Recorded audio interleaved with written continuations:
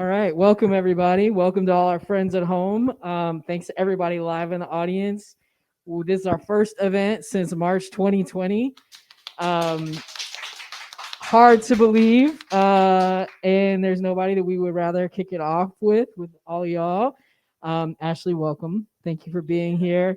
Nothing but praise for your beautiful book. Everybody is so hype on it. So thank you. Congratulations. We already are hearing folks in the chat saying how much they love it. Nic, as always, we love you and we are glad you're here. Even late. No, I'm playing. Even late. We were talking about LA traffic versus Atlanta traffic. People were sending their sympathies from around the country for how bad the traffic is here. So folks know. Um, so I'm ER Anderson. I'm the executive director of Charis Circle. Wherever you're watching from, whether you're here with us or around the world, we're delighted that you're here with us tonight. Thank you so much. We hope, however, these last 2 years have been for you, that you are safe and well tonight. And we're going to get right into it. So, welcome to you both to celebrate Nothing Burns as Bright as You.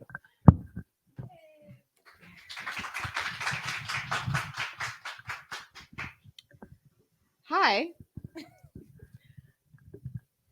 Who's gotten to read the book so far, or like started? Okay, good. So,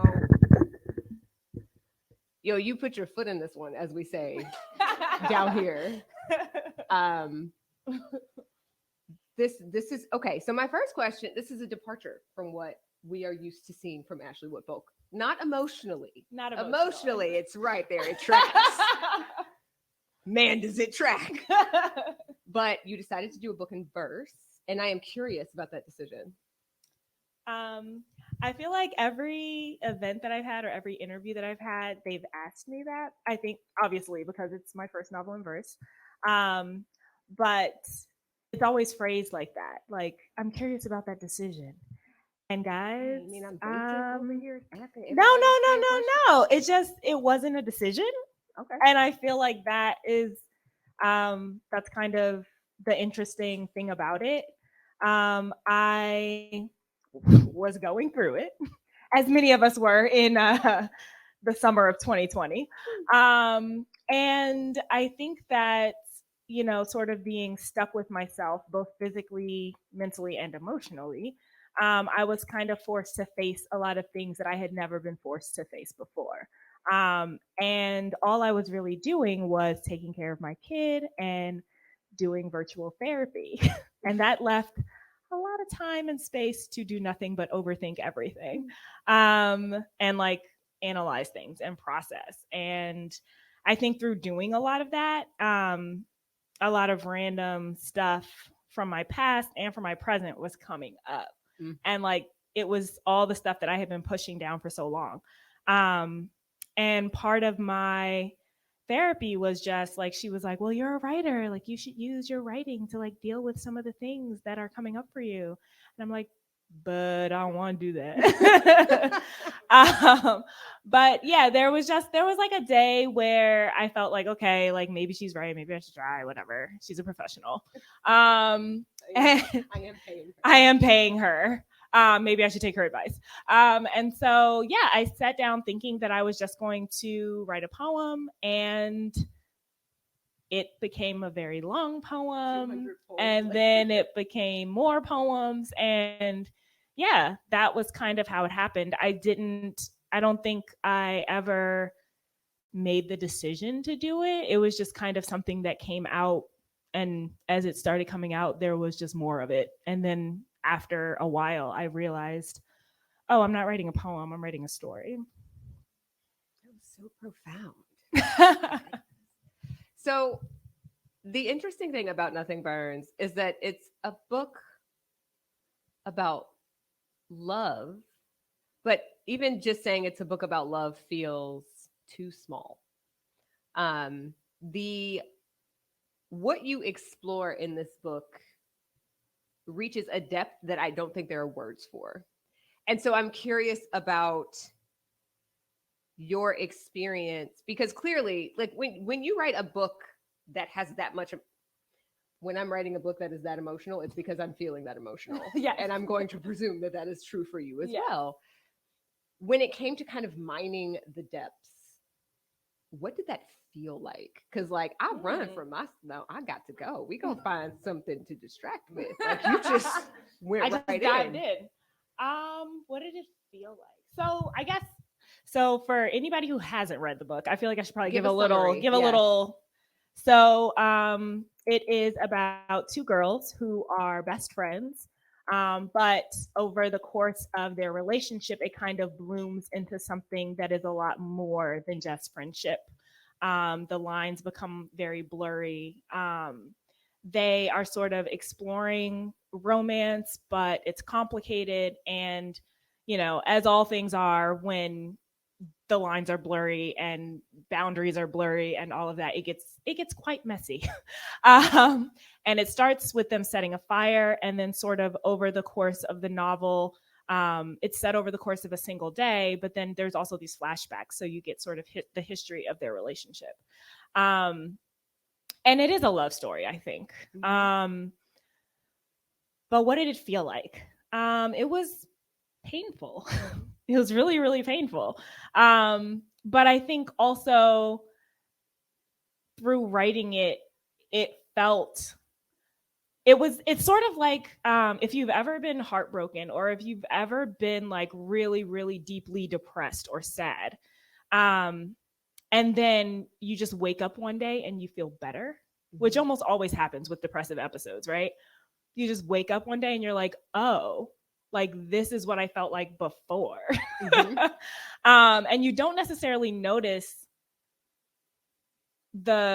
so at first I'll talk about my own depressive episodes. Like at first they're super, super painful and super intense. And then over time, I just sort of get used to it. And then it gets a little numb. And then when I come out of it, it's sort of like, oh, I can see the sun again. And that was kind of what it was like to write this book. Like it was like I started in this really dark, sort of almost like buried place where I was unearthing all this stuff, and not just stuff that was happening to me in that moment, but also stuff that had happened to me in the past, like years, stuff that had happened to me when I was in high school, stuff that had happened to me when I was in middle school. And then I, sort of get too close to the end of the novel, and I sort of realize, oh, like I sort of get to the point where I'm realizing what I was trying to tell myself, or like the message I was trying to convey reveals itself. And I finish the book and I can see the sun again. So that was kind of what it felt like. I'm gonna let that sit for a second.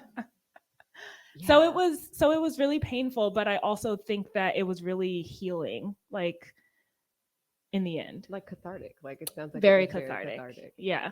But almost like I feel like writing most books is cathartic on some level. Yeah. But I feel like this was like on a whole nother level, because it was stuff came out that I didn't even know was in there.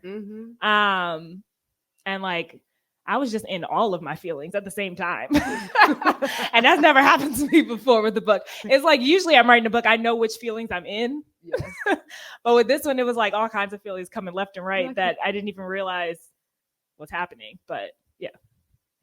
Fire is the primary theme. The primary thing. Yeah. Tell us more about that.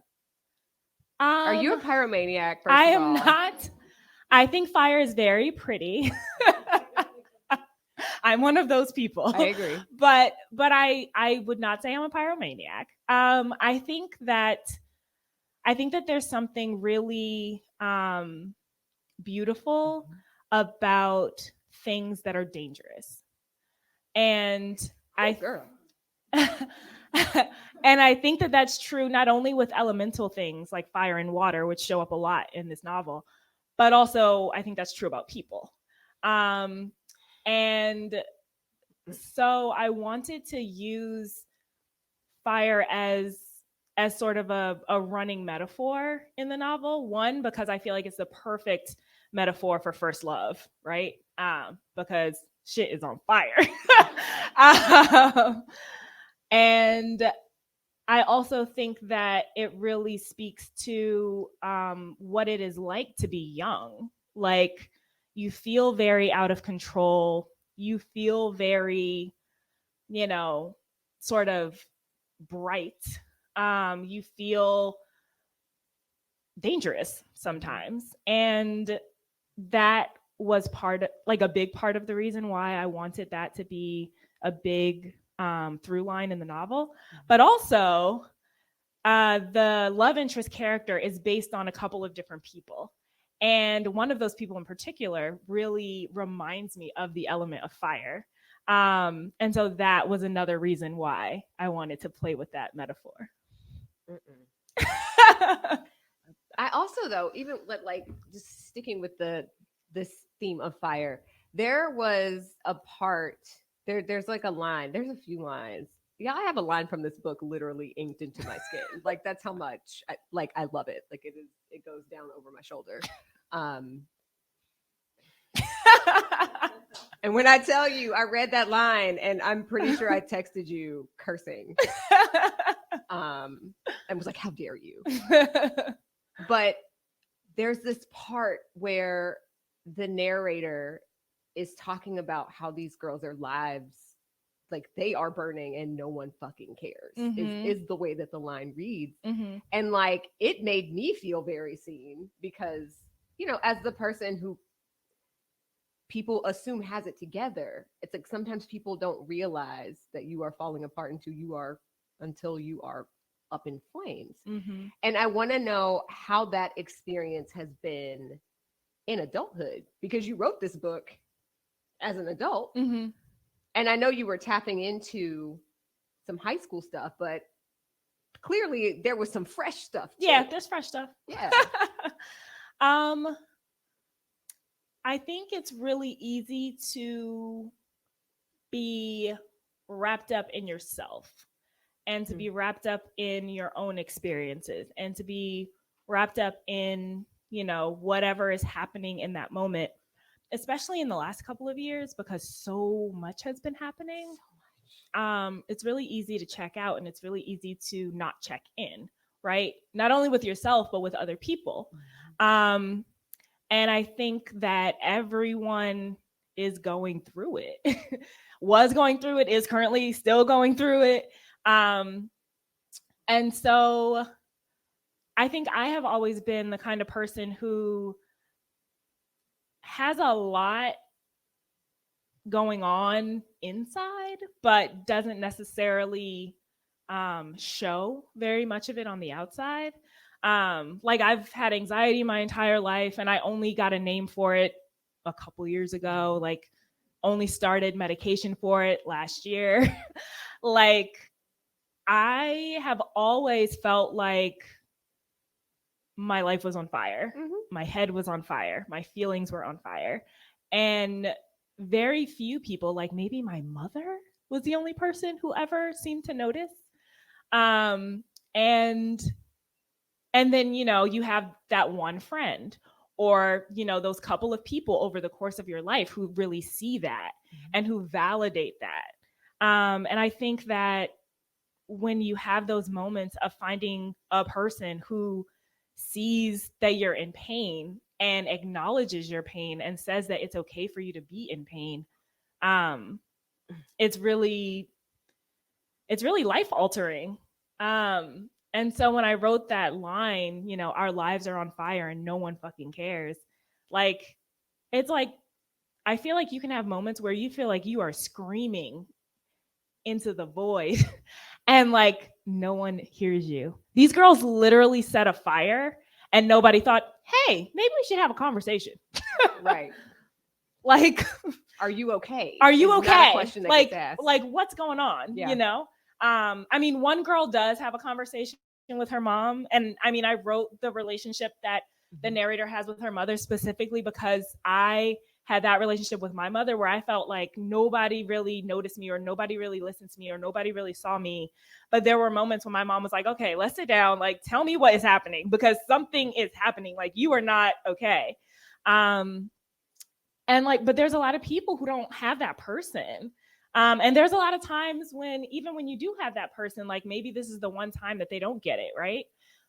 Because nobody understands anybody 100% of the time. So yeah, I mean, I think that's what I was thinking about when I was writing that. I think now, I don't know. I guess when you're a teenager, you feel like when you become an adult, you'll have your life together. But like the older I get, the more I realize that is just like never going to be the case. Like it's like falls apart more and more with each year. Right. Or like you have these moments of calm. But I think sort of the zeitgeist or like the society or like the world at large sort of feeds us this myth that you will eventually reach this place where like you have it together and everything's okay or whatever.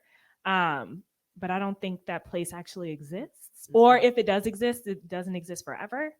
There's always going to be ups and downs. There's always going to be like emotional turmoil. There's always going to be like random stuff happening that you have no control over. And that's really scary to confront. And that's really scary to think about. Like the narrator also, like after she has the conversation with her mom, or like maybe right before she has a conversation with her mom, she says something like, you know, I'd rather talk to my mom because, you know, my dad just doesn't get it. Or maybe it's that he doesn't want to realize that like my life is out of control and there's nothing he can do about it. Like, and I feel like that's how a lot of people feel about everything. Like it's out of control and there's actually nothing we can do about it. I don't know if I answered your question. The idea that it's supposed to be in control, right? Which is what I got from this book, right? Yeah, the notion that like your life will be better if you stop trying to control everything, right?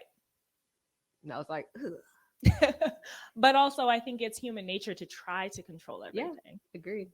So that's 2 more questions, and then I want you guys to ask questions.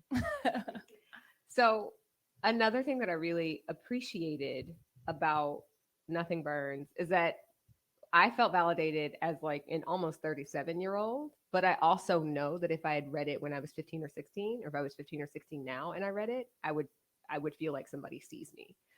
You have this way of highlighting what society does to teenage Black girls. And I want you to speak to that, especially to like both the silencing and the erasure, honestly. So there's a lot of times when people ask me about this book, I always call it my like feminist manifesto. And like there are several moments where I sort of just give voice to either things that happen to me or things that happen to people that I know, or things that have just been sort of low-key implied my entire life. And so there are moments in the novel where I talk about, the assumptions that people make about Black girls' bodies, the assumptions people make about Black girls' hair, the way we're not included in a lot of conversations or a lot of media, the way that people don't really pay attention to us until we do something that they consider wrong or bad. And I think that, I mean, look, I feel like you could write a dissertation on this, right? Yes. I feel like the easiest way to sum this up is just that white supremacy is dangerous and it affects everyone, all of us, negatively, and that there are people who are especially prone to fall victim to white supremacy. And I think a lot of it falls on the shoulders of Black women, women of color in general. I mean, even I think a lot of people think of Black men as being like sort of the ultimate victims of white supremacy. But because we live in such a paternalistic and, manly man society, I think there are a lot of privileges that they are privy to that maybe they don't realize they're privy to, because there is also so much oppression. But I think that Black women, especially Black women, just we get the brunt of it all. If we don't do or say something, somebody has something to say. If we do or say something, somebody has something to say. If we're, look at Katanji, right? Listen, I was about Like, to say. if we work our entire lives and do literally everything that we can to excel, we're still questioned and treated like idiots, you know? And I don't know. I feel like I could talk about this for a really long time, but I guess ultimately I just wanted there to be a place in my body of work where I was able to say those things and to say them in a way that I hope have impact. To say that Black girls are unsafe because people see us as older than we are. To have a place where I could say that adult men treat teenage girls like they're not teenage girls. To say that, getting your period is traumatic. And like people act like, yes, it's normal. And yes, it happens to a lot of girls, but one, it doesn't happen to all of us. And two, it's traumatic. Especially that first time, and especially depending on the way that it happens. And I wanted to say that we're sort of fed these expectations of how we're supposed to be, or who we're supposed to be, or how we're supposed to love, or who we're supposed to love. And any deviation outside of that is ignored or admonished. And I hate that shit. And so yeah, there were, like I said, I was in all of my feelings. And I think that there were just moments where certain things, certain experiences just like made themselves known, and I just wrote them. And later it made sense sort of in the book that it ultimately became. And I purposely made space for those kinds of things on purpose. Thank you. Seriously. No, because I'm actually, the thing I'm most excited about is seeing how Black girls respond to this book, because I think you did that, girl. Thank you. And then my last question has to do with, because I would say that another theme of the book is like the collision of opposites. And with this collision of opposites, discovering commonality. And I want you to talk a bit about, because these two girls, there are ways in which they fit together like puzzle pieces, but it's like they are puzzle pieces with spiked edges. And so they fit, but then they like stab the shit out of each other. Correct. And spring back apart. And I want you to talk a little bit about that, because like, okay, so obviously, actually none of this is obvious. You haven't read the book yet. So these two girls, first of all, actually, I want you to also tell us why you didn't name them. That's something I want you to tell us. Okay. But also, one of them is very overtly emotional, definitely has like a secure base at home, but with that secure base at home, it doesn't always translate in the book. It doesn't always translate to her feeling secure in her relationship with her person, her friend relationship, her situation, right? Basically. And then the other girl has moments of vulnerability, but like, then she like lock it up. She's like, bitch, no, like we're not doing all that. Yeah. And so I want you to talk a little bit about how they fit and how they grate, and then why you decided not to name them. Okay. So I think that I did this for a lot of different reasons, but the main reason, and there's an author's note at the back of the book that sort of goes into some of this, but the main reason why I wanted to write about a relationship like this is because, one, I had experienced relationships like this, and two, because every time I did experience a relationship like this, I felt like I had done something wrong, or like the other person had done something wrong. There always had to be a villain and a victim, right? And as I got older, I realized that that was never really what was actually happening. And that there are all these different sort of elements of a relationship that come together to either make it work or to make it not work. And none of those things are the fault of either person. It's just kind of like who these people are, and like it's fine. It's painful sometimes, but like ultimately it's fine.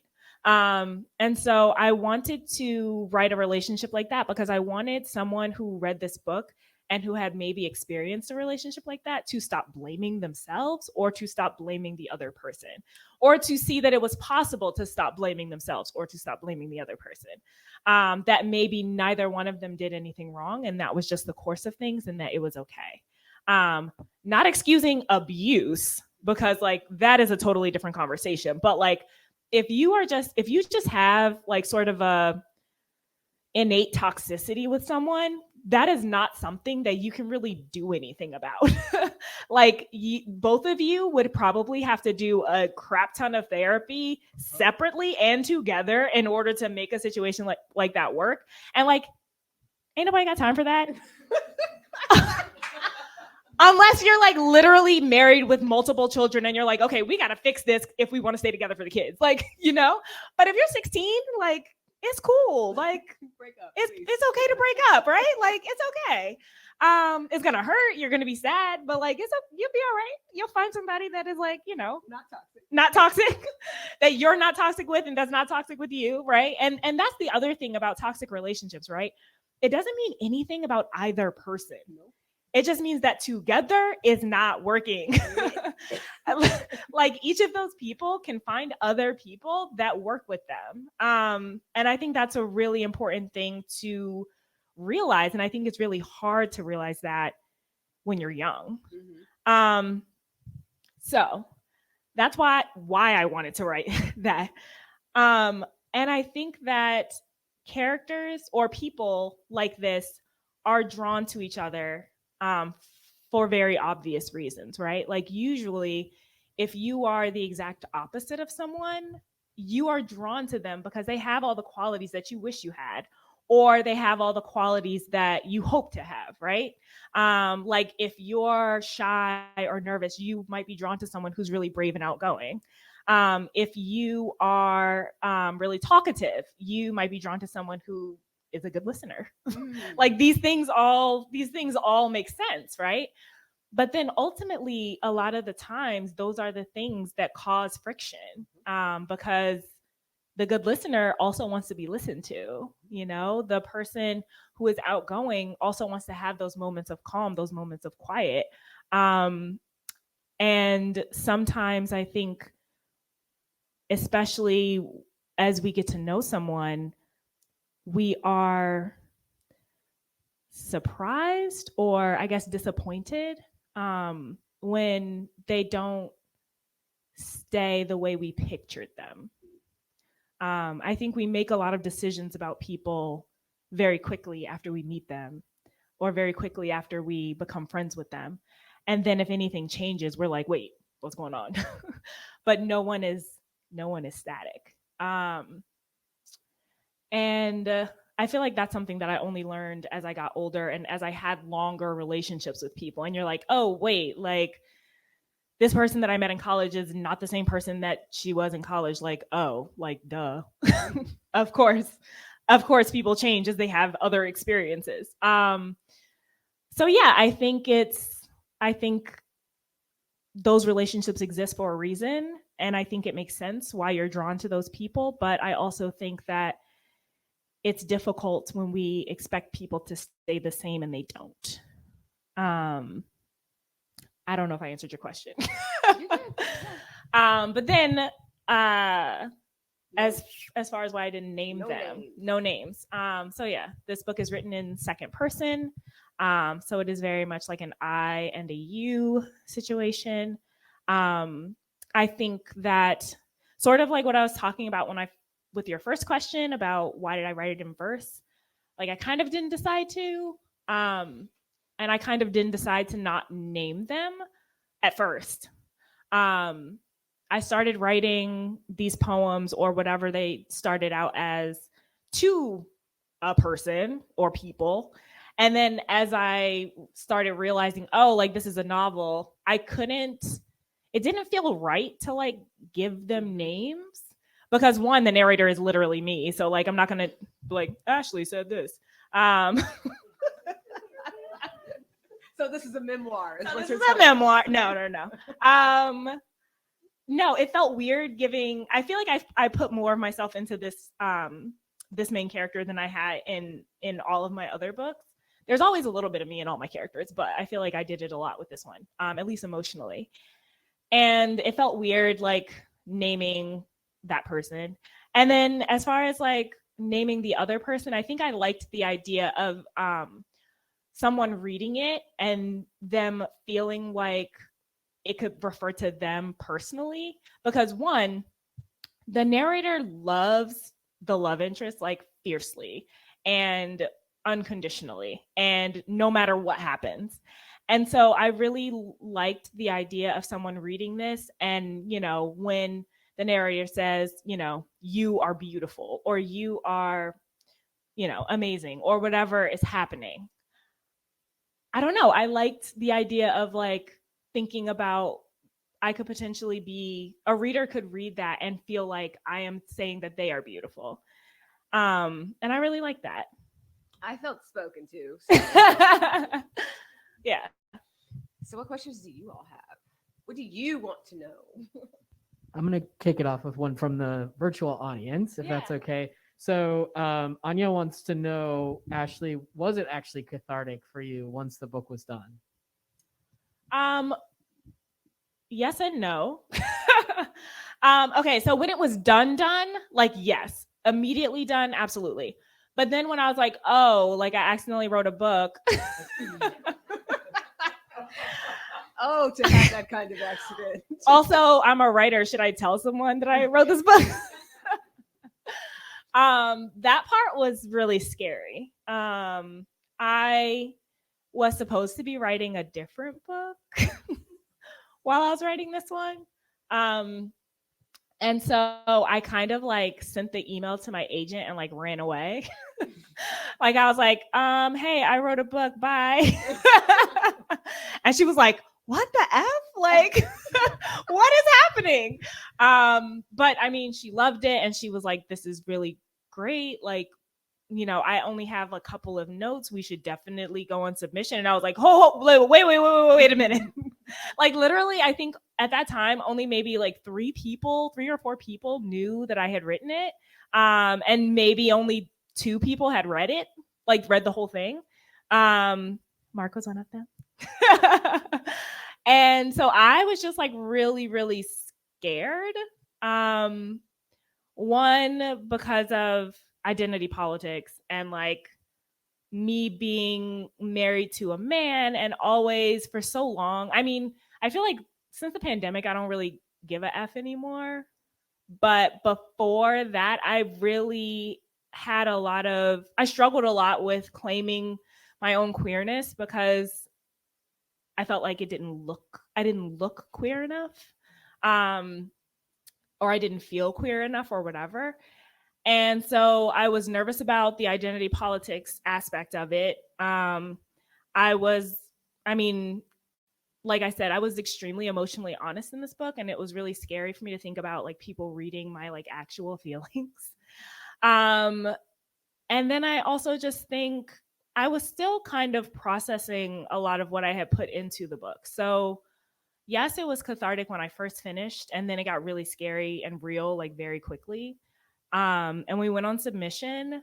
I don't say this to brag. I say this because I was like physically ill and I don't want people to be like worried about me. But like I vomited every day that this book was on submission because I was so scared. But it was only on submission for 4 days. And then somebody was like immediately like really excited about it. So yeah, cathartic and then immediately terrifying. And now, what about now? Now, I mean, it's out there now. Right. Like, I don't feel scared anymore. I think with all of the like book banning stuff that's going on, I'm just I'm just nervous about the kids who need it having access to it. And I'm just hopeful that they will be able to, that it reaches the people who need it. Can y'all say more about the book banning stuff? I mean, Nick, we kind of have a sense, just gesturally, how you might feel, but can y'all speak to that a little bit? A woman lost her job in Missouri for teaching my book this week. That's how I feel. It's stupid. It's so dumb. It's so dumb, and it's all about control. It's about people who don't read trying to control what kids do read, which is like the fuck, like how, like no, seriously. So okay, quick story. Tuscola High School. This is a high school in North Carolina. I went and visited Waynesville. Is how I was calling it Waynesville, right? And I got there and they were like, "No, it's Waynesville." I said, "Okay, Waynesville then." So we're in Waynesville, and Dear Martin had been pulled from a curriculum. So a teacher has been teaching it for 2 years. A kid went home and told his dad, I'm not going to, this child went and told his dad the book had cuss words in it. Bro, you're 15. What is happening? Dad had a whole bitch fit about it. So he complains to the school. The principal offered him an alternate assignment for his kid. He was like, no. So he went to the superintendent, and the superintendent pulled it from the curriculum. And at the board meeting, right? So this is the Board of Education in Waynesville. The director of the board gets up. He's asked if he read the book. So the superintendent straight up was like, no, I didn't read it. The dad who complained read the first chapter. And the director of the board literally gets up and says, "Oh, I don't do books." Sir, sir, why do you have this job? Like, this is not the job for you, right? So it's a lot of that. It's a lot of people. It's typically very conservative white men who are opposed to anything that they don't feel like they have some sort of control over. Let me know if I'm sure I know anyway, but like if it does get banned, like we're gonna make sure everybody gets a copy because but honestly, that's how these things work. The minute you get banned, everybody wants to read it. Yeah. We are kind of a disaster. But I worry more about, because I feel like only a fraction of the books that get banned sort of get the big like news story. Yeah, true. And I feel more worried about the books that are sort of being quietly added to these like no lists and getting like silently pulled from shelves, and they're not getting the big news stories and they're not, becoming bestsellers or whatever. They're just disappearing from certain parts of the world, certain parts of this country, really. That's the part of it that is scary to me or that makes me nervous or worried about not my book specifically, but just like books in general, especially books about queerness and books about, being non-white, because I feel like they use this sort of guise of, I want to protect my child, but their protection is very targeted. What you protecting your child from? Right. So these are the conversations. So that's that's not real. I know it's not real, but it's one of those things where I'm like, I want you to sit down, sir, and figure out what it is you are scared of your child being exposed to. Reading books about straight characters did not make me straight. So why you think it's going to go the other way, I don't understand. Right. And then the other piece is, okay, so you don't want your child to know that racism is a thing. Kind of sucks for your child because when they go out into the world and have to go to work and they make these faux pas that will get you fired now, anyway, nobody wins. Nobody wins. So we have a follow-up from this same person asking, do you have any specific advice for teachers or librarians who are trying to navigate these book banning times and want to support y'all in your work? I do. My advice for teachers and librarians is to practice self-care. I know a lot of teachers and librarians who are just going hard in the paint, like you out here ready, but it's also important to make sure you are nurturing yourself and taking care of yourself, because you cannot pour from an empty cup. So when people ask me this question, because I get asked this question constantly these days, I say, go get a manicure, go to the beach, like take a break from all of, and be okay with that. Like be okay with taking a step aside for just a minute, because trust me, the fight will still be there when you get back. That's really the only piece of advice I have. Yeah, I feel like I don't have advice for teachers and librarians, but I feel like other people, if they want to help teachers and librarians, I actually asked this on Twitter, and I got a few different answers, but the most common ones were to show up at these board meetings or these parent meetings. If there's one happening in your community, to show up there, be a voice of reason, see if you can read some of the books ahead of time, or at least research some of the books ahead of time so that you can come there, be a voice of reason, speak to the actual plot of the novel and not just these moments of content that are being brought up. And then another one that I thought was really useful for, if you're not the kind of person who wants to speak up or who wants to sort of make a big fuss, one that I thought was really useful was request the book at the library. That's easy, that's free, and it's really impactful, because the more requests that a library gets for a specific book, the more likely they're going to order it and the more copies that they will order.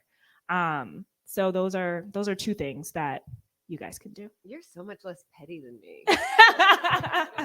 Like lately, I'm like, Black parents, y'all start complaining too. Like if they're gonna complain, we can also complain. Yeah. Your child is uncomfortable having to think about being white. I'm uncomfortable having to read the N-word in this book. So now what?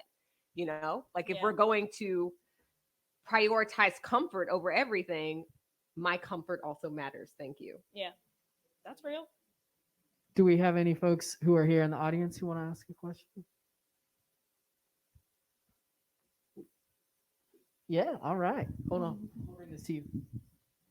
I want to know, since you said you did make an active choice to write this book in verse. Yeah.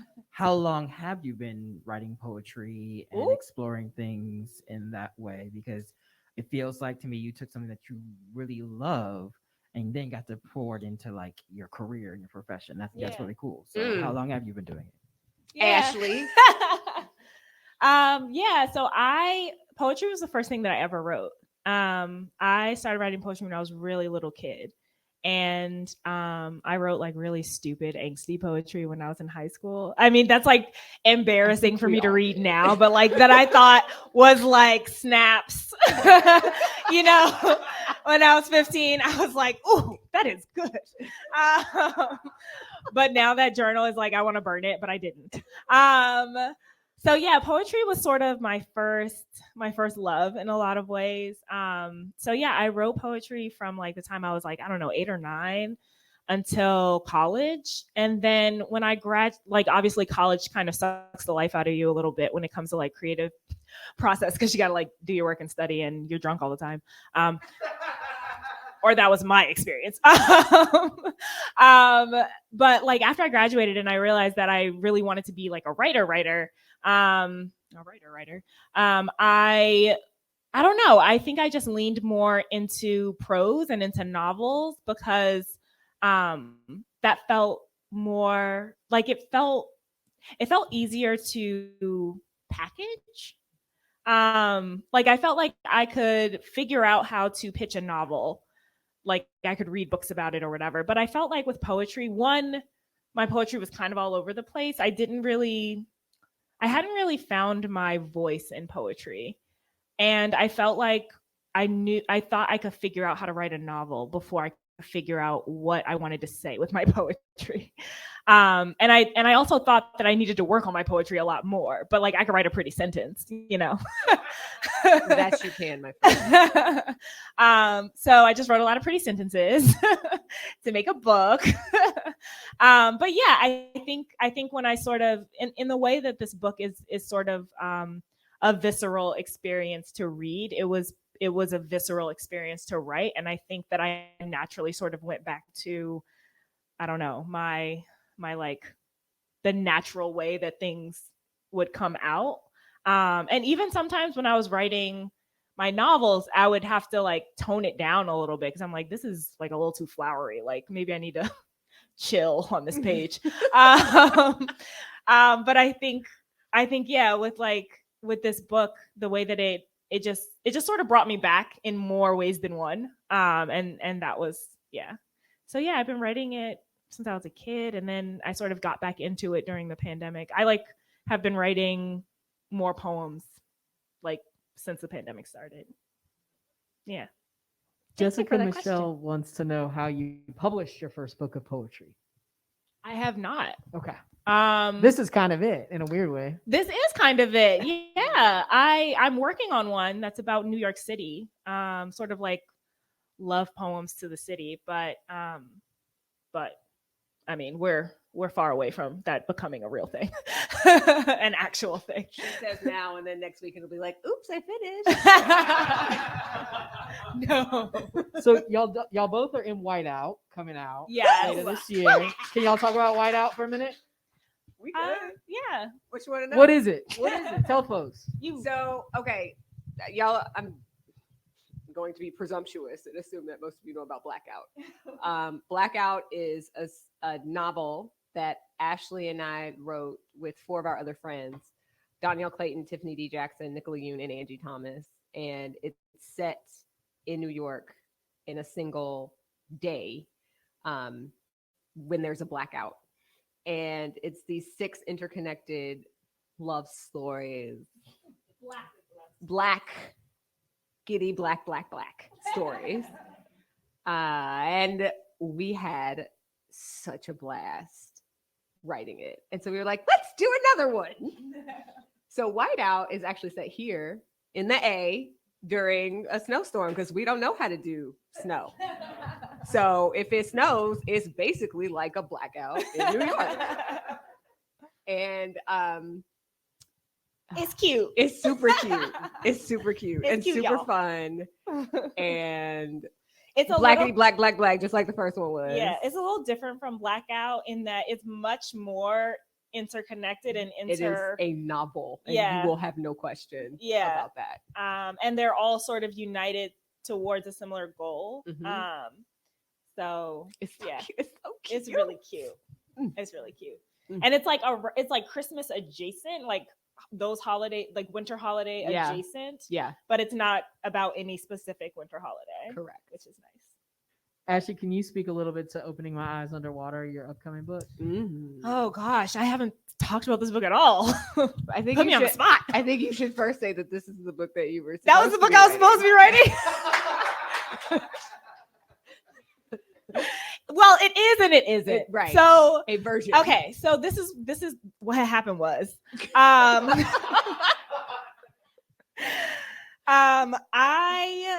used to work in publishing, and this is the long short version of the story, but I used to work in publishing, and Jean Fywell, who is this amazing editor, like she started the Babysitters Club, like she's like a legend in publishing. She like was looking at me, we were in the elevator and she was just looking at me and I was like, what? She was like, you're a good writer. And I was like, what? She was like, I read your book. And I was like, what? But then she was basically just like, have you ever written nonfiction? And I said, no. And she said, do you want to? And I was like, maybe. I was just like very scared the entire time. I didn't know what she was talking about.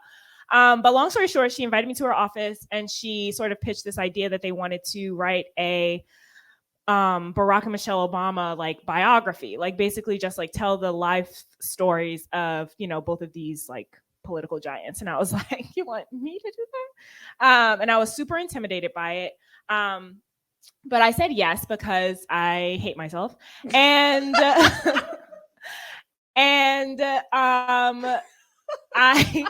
I had also recently signed a contract to write a couple of other books, the Fly Girls books.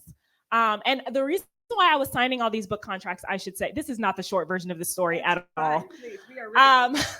The reason why I was signing all these book contracts at the same time was also because I hate myself, but mostly because I knew that me and my husband were going to try to have a baby. And I was like, well, this is going to take a while because I have endometriosis, and that's a whole nother story. But I was like, I need a distraction basically while I'm trying to get pregnant. So I'm not just like constantly crying every time I get my period, right? So I signed all these book contracts. I start working on these books. I get pregnant in 6 weeks. So that plan backfired. And then I had all these books I was supposed to write. I was pregnant and tired, and then I had a baby, and I was still obviously tired because I had a newborn. And then I quit my job because I had all these books to write, and I didn't have any time, and I had a baby. So there was a lot going on. And then the pandemic hit shortly after my child had just started daycare. And I had a depressive episode that lasted for months. And so that book that I was supposed to be writing about Michelle and Barack Obama was really hard. And so I just like was failing at it over and over and over again. And I had all these meetings with them, and they were like, this isn't working. And I was like, you right.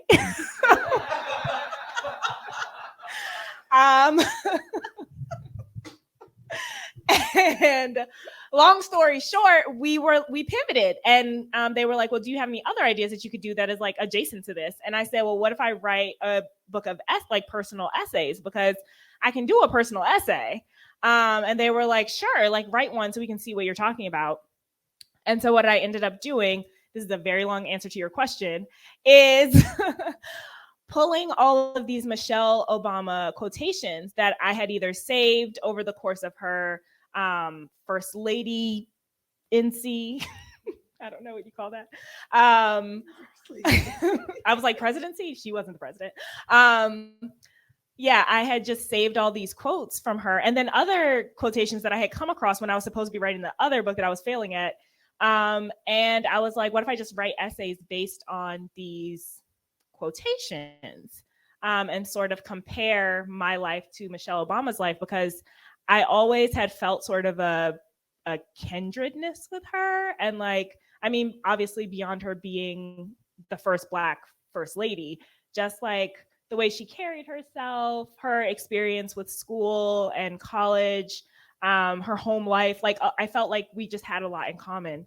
And so that is how we got to Opening My Eyes Underwater. I picked all these Michelle Obama quotes and I wrote all these personal essays. It's very memoir-esque, but it's about like hope and failure and getting to know yourself. And I will absolutely be forcing you to give her a signed copy when we meet them. So just oh my God, can you imagine? The Obamas are producing the Blackout film and TV show. So we gonna meet them and be like, Ashley, where the book at? I'm gonna hide. I'm sure she would be honored. How could she not be? That's amazing. Yeah. She's going to be honored. So I'm excited about it. I'm also like weirdly nervous about it because it's my first, nonfiction book, and there's a lot of my business in there too, but yeah. So, Nic, what's up for you after Whiteout? Folks want to know. Ew. Whatever you can tell. I also have a nonfiction title coming out and a YA novel coming out and another YA novel coming out. And I'm not allowed to talk about any of them because none of them have announced. Actually, I can talk about Chaos Theory because it announced in Publishers Weekly because Random House forgot to pull it. So that's not my problem. My next YA novel is it's a dual POV book about a Black girl living with a diagnosed and medicated mental disorder, because we don't typically get to see that in books about Black girls. And she kind of collides with a Black boy who has a drinking problem and isn't ready to admit it yet. So it's basically these two kids both dealing with a form of mental illness. One's dealing with addiction. The other is dealing with bipolar 1 and what happens when two people who could be good for each other are not in the place where they are good for each other. And that's called chaos theory. And I think it comes out in March. I don't know when it comes out. Nobody tells me these things. It was supposed to come out in September, but they couldn't get the. I'm putting. I hope my editor's not watching this. But they haven't. They weren't able to get the cover. I was being a real diva about the cover, and I'm still being a real diva about the cover. So I was like, nah, just we gonna have to move it because I don't like this. So that's why that one got moved. And then the nonfiction title is out January 31st. That has a whole pub day. Everything is set except nobody wants to talk about it yet. So I'm not allowed to. And then I'm doing another, this also hasn't announced, but I'm doing another Marvel novel. This one's YA, and it is not Shuri. And your girl is lit because I'm excited about it. So that's going to be fun. And then what's after that? Yeah, I can't talk about anything else because. Oh, I have my first picture book coming out next year. You do. That just announced a couple weeks ago. So, yay. Yay. Y'all have to plan your life so far out. It's not us, it's these publishers. So, does anybody here have any more questions? Yes. Hi, so Ashley, maybe this would be a great question to round out, but as a Black queer person myself, growing up and kind of needing that representation, that validation, if Black queer kids get nothing else from this novel, what would you like for them to take away? Ooh, damn. Ooh. I'm just going to slide down on that one. That is a great question. I think if I had, can I give them two things? Okay. First, there is nothing wrong with you. No matter what you do, no matter what you say, no matter what anyone else does or says to you or about you, there is nothing wrong with you. And oh wait, I had another one. What was my other one? I mean, that one's pretty solid. Yeah, no, that one. Oh, and there is someone out there who will love you unconditionally. Whether it is someone in your life now or someone that will be in your life later. Those are my two. Why do you have to do that to us at the end? Oh wait, one more. And you are worth fighting for. Stop talking. You're done now. You got everybody I'm done now. Crying. So the way we like to close things out, especially because both of y'all are such good boosters for other people's books, is what's a either a YA, kid lit, middle grade, anything, or even an adult book, somebody that you think is maybe underhyped that you want to hype up and let folks know about. I don't know if this book is underhyped, but I just read 7 Days in June and it destroyed my life. I don't think it's underhyped. Okay, it's not underhyped. Okay. I'll think of another one. The Marvelers by Danielle Clayton. It comes out next month. Right? Yeah.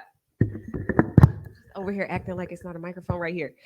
So yes, The Marvelers comes out in next month, and it's so good. It's about a Black girl who goes to a magic school, but it's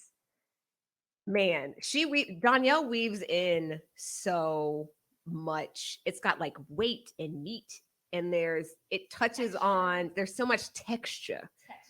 It touches on a lot of social issues without directly touching on the social. Like, it's just really she good. Directly touches on it, She but does, but it's low key. It's low, exactly. So it's like she low-key. directly touches on it, but she's not like, "Hey, this is racist," is what I mean. Yes.